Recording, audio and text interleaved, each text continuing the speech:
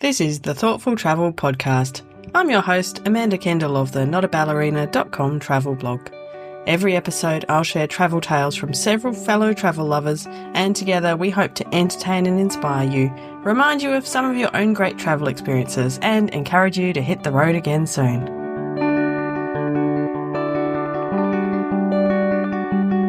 Hello and welcome to episode 346 of the Thoughtful Travel Podcast on how to make sustainable and ethical travel choices. I'd like to pay my respects first to the Whadjuk people of the Noongar Nation, where I'm recording this podcast today.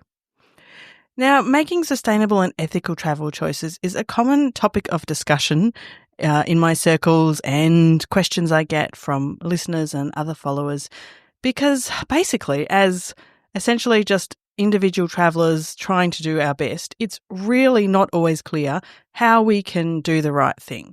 There's heaps of information to wade through and also a lot of marketing that can confuse us, some marketing that's not always, exactly honest. In this episode, I chat with two travel writers who've specialised in the areas of sustainable and ethical travel, and so they have a lot of useful advice on what we can do to be better travellers. And then, if you have been wondering in particular how to make ethical choices when it comes to seeing animals when you travel, I have some insider tips on how to tell if that rescue place or sanctuary you're thinking about visiting is doing the right thing or not. Those tips from Suzanne from World Animal Protection. She knows her stuff. So keep listening to the end for those. My first guest today is Nina Karnikowski, who is a travel writer from East Coast Australia. And we recorded this chat a little while back before her excellent, I must say, current book, The Mindful Traveller, came out. And we talk about how Nina went from being a jet-setting travel writer, circling the globe constantly, to learning, so much more about making more sustainable choices. I first became aware of the extreme importance of looking at the way that we travel after a particular trip to the Canadian Arctic in late 2019. Before that, I've been a travel writer for a decade, and I think I was traveling about a dozen times a year overseas, and my kind of beat was the very off-piste parts of the world. So everywhere from kind of Papua New Guinea to Mongolia to Peru to Jordan. I just loved those far-afield places. I had never thought about my carbon footprint. I just thought, I want to tell these stories. I want to bring them to the world. Very, very passionate traveler. There was this sense of care for the world that grew. I think you can't travel and not develop a deep care for the places that you're visiting. But it was this trip to the Canadian Arctic that really changed everything. So it was to Churchill, which is the polar bear capital of the world. There's been TV shows made about this place because there's something like 900 polar bears during migration period versus 800 human residents. So it's a fascinating place, and the polar bears are known to wander through town and end up in people's kitchens searching for food and on the play equipment in the backyard, all these crazy stories that you hear while you're there that are actually quite terrifying. And if you're walking around at night, you have to be very careful of the way you turn a corner. You have to take a very wide arc in case there is a polar bear waiting around the corner. Quite a heart-thumping place. But the moment that I saw the first polar bear, we were on a boat and the polar bears were swimming in the water because it was summer season, and you get so close to them and you can actually look into their eyes. They look at you. It just hit me in a way that nothing else had on that trip, because it's part of the way the trip unfolds. They tell you, obviously, about the climate crisis and the way that this is impacting the bears, and how, because of the melting of the Arctic ice, because of global warming, it means that the bears' hunting season is shorter. And obviously, that eventually leads to a declining population. And just, I could not get these things out of my mind when I got home. And I realized that these bears had no way of protecting themselves against that, and that we were the only ones whose actions would have any effect on them.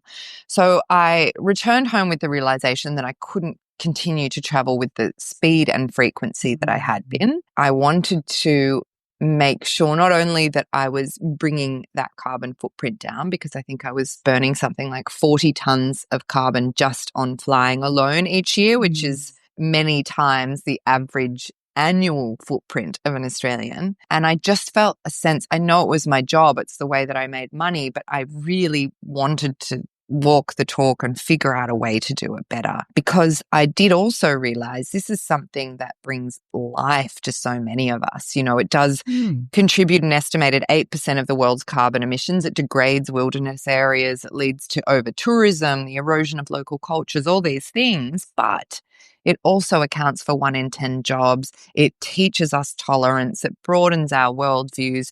This is not something that we should or could probably stop doing. So how could we continue to do it in a way that was more connected to ourselves, to the communities we're visiting, to the natural world? And so I set about figuring out how to do that. And that was when I wrote my first book, which was the first book about sustainable travel, which was called Go Lightly, which was kind of a handbook for how to do that. I took some months off travel writing to figure that out and to write that book. And then, of course, the pandemic hit and I was forced to walk the talk. You went very lightly, yeah. Yes, exactly. And then I'm just about to release another book called The Mindful Traveller, which is much more personal. It's a memoir about that whole period and figuring out how to travel in this way that gives back more and that is a lot more considered and a lot slower and more thoughtful. From one writer to another, Megan Frye is another travel writer who specialises in stories on sustainability and ethical travel. And I asked her as well about what we could be doing better as travellers. I have a lot to say about that. One issue I think is that there's not like a real true international governing body on sustainability and tourism. You know, sustainability is the idea that you're not contributing more harm to the environment. Regenerative is, you know, that like sustainability is like zero impact, right? Like true sustainability. Regenerative, that you're actually improving things where you go. And that, you know, can be done a lot of different ways. But generally speaking, that's going to be small businesses, like small tour operators, guest house owners. A lot of places in Europe and Latin America, they have like what would be called an inn, a guest house, a posada, where, you know, it could be someone's home that they have a couple extra rooms in, and, you know, you're really helping that person to live in that area, no matter how busy and touristed it gets. On that note, I want to make a note that I have been talking about with people about Airbnb because it's such a big topic. Let's be honest, it's super useful. And I think when you rent a room from someone who's local, and that's how you do it. And there's, you know, if you want your own bathroom, a lot of people have, you know, invested in their house or their apartments to make sure that you could have like a suite, but it's still in their house. And that makes it actually possible for that person to live there. In general, I think shying away from renting full apartments and just trying to, you know, rent a room from somebody via Airbnb is a really helpful way to combat gentrification. I don't know that it's not the solution, but it definitely minimizes the harm from my experience. When I was in Rome, I rented in a room from someone, and it's very expensive to live in Rome, especially on an Italian salary, you know, and he said that there's no way that he could live as close to the city as he did if he didn't have an Airbnb, you know, and he's a local. So it's good, you know, supporting somebody like that. And also it was a much more enriching experience than me just renting my own like studio and just being there by myself and all that. One of the biggest problems we have right now is over tourism, and it causes problems in the environment. It causes problems in the economy. It causes problems, you know, socially, just for the aforementioned issue of gentrification. And that can just really quickly remove, kind of like divorce the culture from a place just by replacing it with a bunch of people who aren't from there.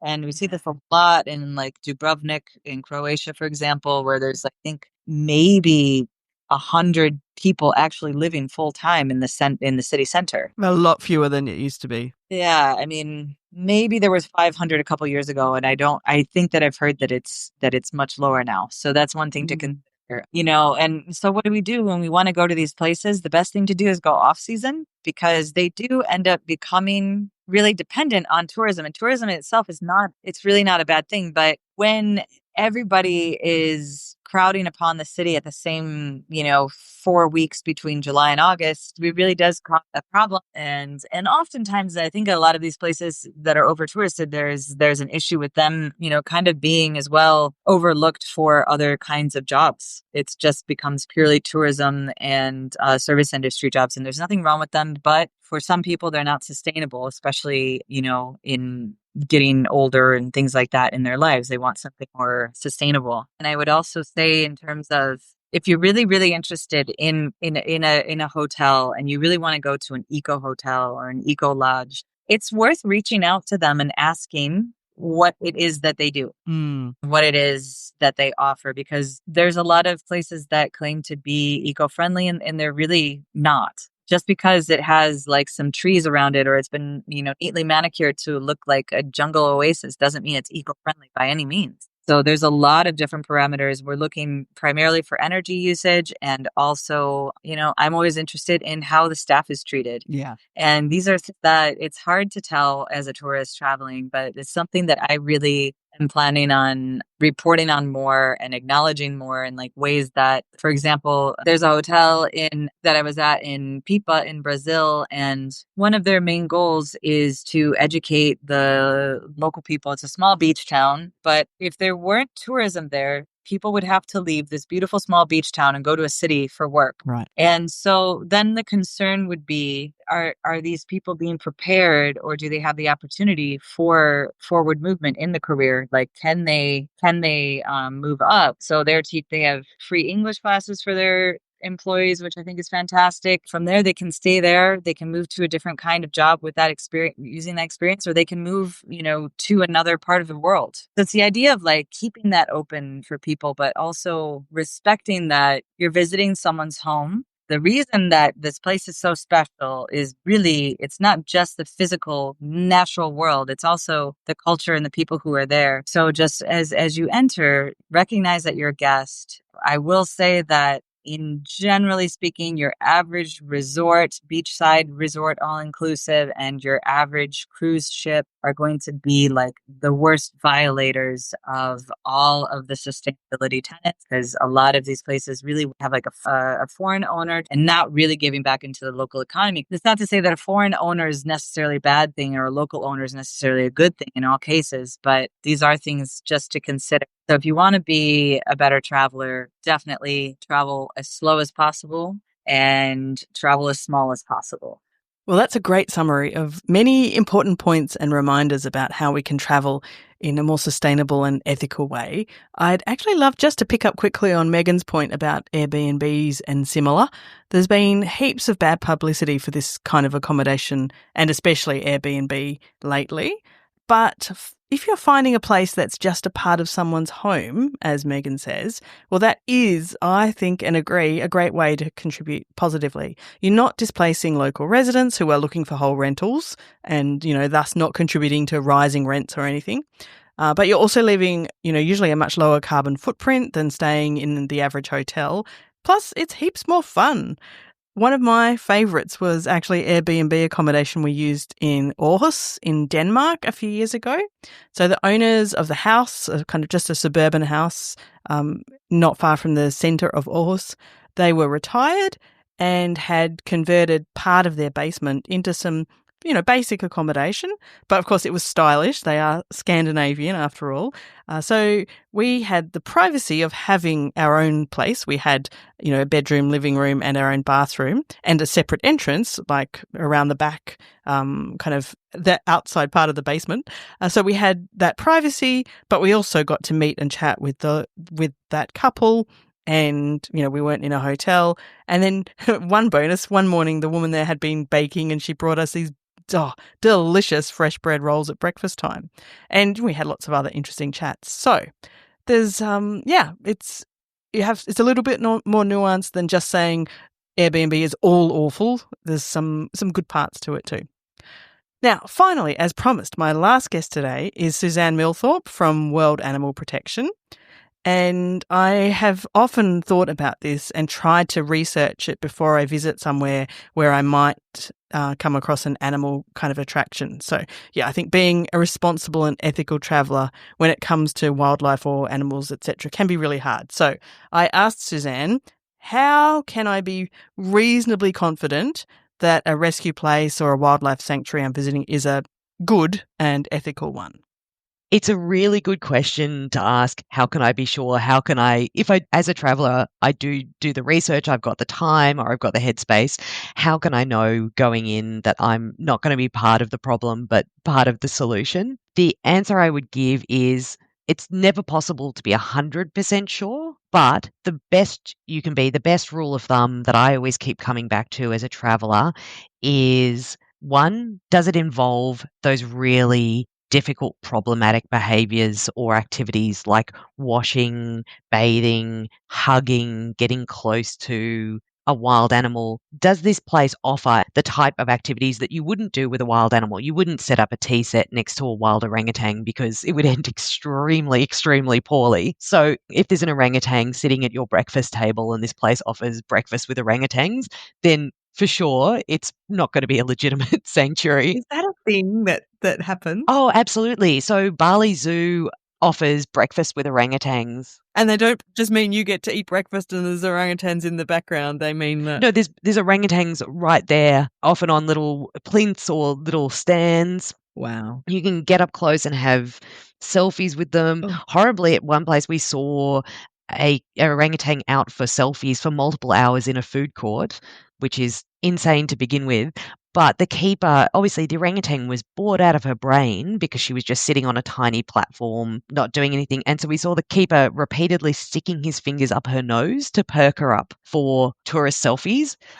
And to a certain extent, I thought, good luck with that, keeper. You know, that has a extremely strong, potentially quite cranky animal that you're harassing there. But it really showed how broken she was. But she didn't actually react to that. She didn't actually, just to be frank, rip his face off. In terms of the sanctuaries, looking for the places that don't have those problematic activities, like the real low welfare activities, that are a good sign that cruel training, something horrible has happened in the background to mean that those wild animals, you can be that close to them or you can be around them in a way that you couldn't in the wild. The other way to tell, and I would say it's probably a yes and to that first rule of thumb, is look for reputable NGO involvement. Is it actually part of an NGO scheme? You know, are there a number of charities who are there backing it? Also, is it not as, this is going to sound odd, is it not as sexy as the wildlife entertainment venues? So they often will, everything will look a little bit schmick. It'll look lovely. You know, the words rescue and sanctuary will be everywhere, but all the pictures will be of people, you know, in bikinis, having fun with the elephants, sitting next to an orangutan looking adoringly, holding an orangutan that's looking adoringly up at them.